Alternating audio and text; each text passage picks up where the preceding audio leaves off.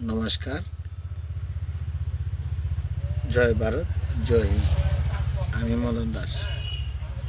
আমি পেশায় একজন ড্রাইভার। আমি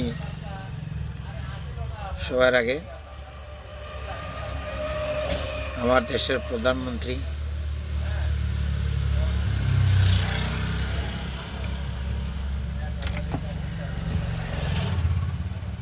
মোদি, ওনাকে বলতে চাই, যাই করুন আমরা লগে আছি আর থাকুন।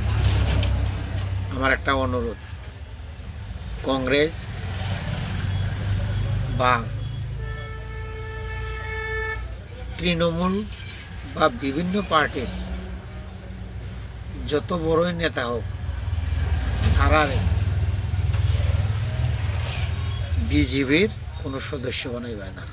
আর যদি বিজেপির সদস্য বানাও, তে আগামী 5 বছরের পরে আপনারা কেউ বলা পাইবে না, কেউ না, সবে আপনারে ঘাড় ধাক্কা দিয়ে যেরকম মমতার অবস্থা হয়েছে সেম অবস্থা হইব।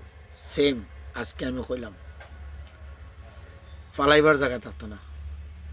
কারণ বাংলাদেশি যারা আছে এরা তো ইন্ডিয়ারে ভালা পায় না। আর যদি পালাইতেও ইচ্ছা করো, তে ফার্স্টে লোকের ঘরে যাইতে লাগে। তার মানে বাংলাদেশ। পাকিস্তানে তো আমরা ভালাই পাই না। বাংলাদেশ যাইবা কীরকম? বাংলাদেশের তো আমরা হিন্দুরার উপর অত্যাচারই করতেছে। গতিকে আমার অনুরোধ, যত অন্য দলের বড় বড় মহান নেতারা ওরা যতই আতপাওয়া ধরক, ওরারে বিজেপির কলজার ভিতরে ঢুকাইবার চেষ্টা করবে না, বলেও নষ্ট হয়ে যাব। আমি ডক্টর হেমন্ত বিশ্ব শর্মারে কইতে চাই, স্যার আপনি যেনেকুৱাই হোক, যি হৈছে আৰু যিমান মানে সোমাইছে আৰু নোসোমাব। নহ'লে আজিৰ পৰা আৰু 5 বছৰ পাছত এই অৱস্থা হ'ব যেনেকুৱা বঙালত হৈছে। মমতা বেনাৰ্জীৰ চিষ্টেম কৰি আহিছে, আপুনি পলোৱাৰ জেগা নাই। এনেকুৱা আপোনালোকৰ অৱস্থা হৈ যাব। আমাক ভুল হৈ যাব। আমি এজন ড্ৰাইভাৰ মানুহ হয়, আমি বেয়া পাওঁ। আমি সৰুৰ পৰা বিজেপিত ভোট দি আছোঁ। আজিলৈকে এটা বস্তু পোৱা নাই।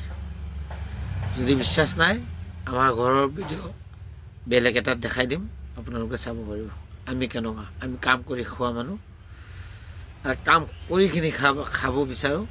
খালি আমাৰ এইটোৱে, গাড়ীৰ ড্ৰাইভাৰবিলাকৰ ওপৰত যাতে অত্যাচাৰ নহয়।